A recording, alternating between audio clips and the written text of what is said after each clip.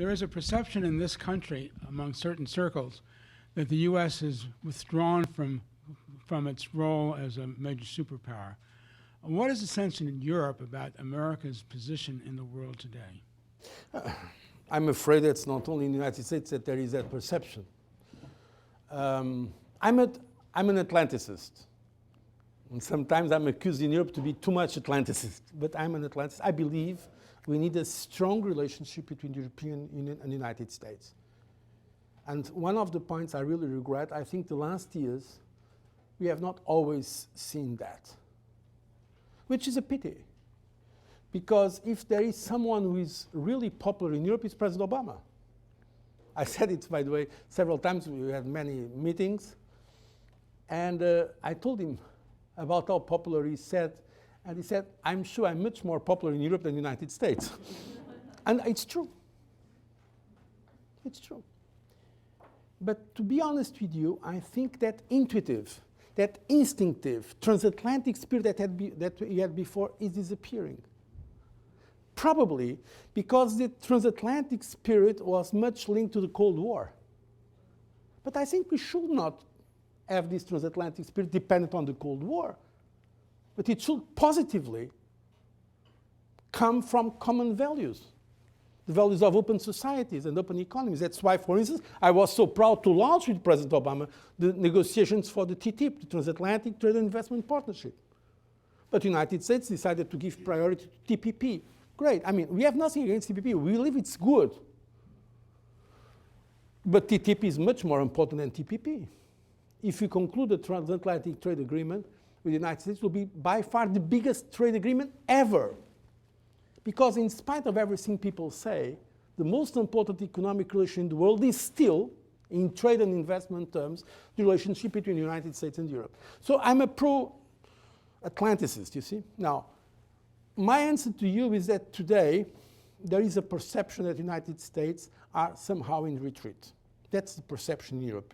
You've asked my opinion, that's the perception. And that happens, I think, for understandable reasons.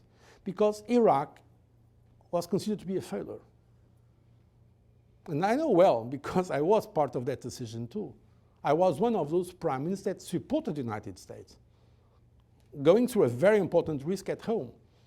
Because the United States were asking us, not only President Bush, the Republican and Democratic Party were asking the allies to support the United States in Iraq. I received a letter also from Nancy Pelosi at that time, not only from President Bush. I was prime minister of my country.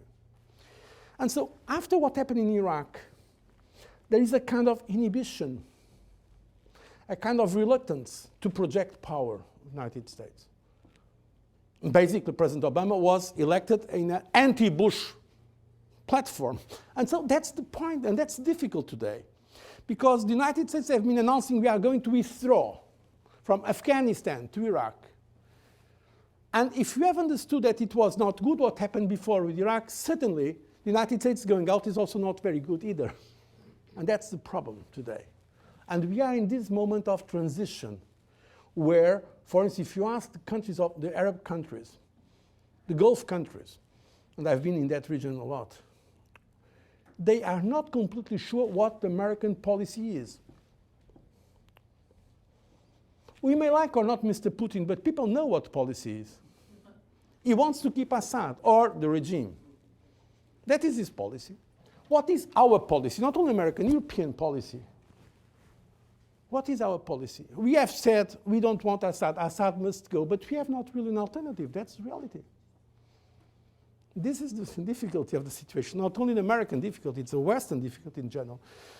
So there is this perception. But I believe it can be temporary.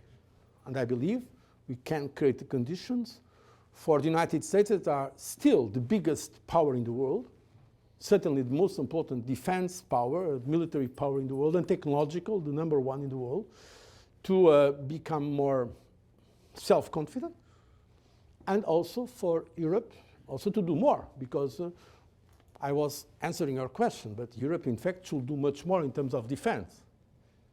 Europe is not committing enough resources to defense, and I believe we need to be more serious about it. also, not only in strictly defense terms, but in political terms. If we want to count as a power in the world, we need to be also stronger in terms of defense.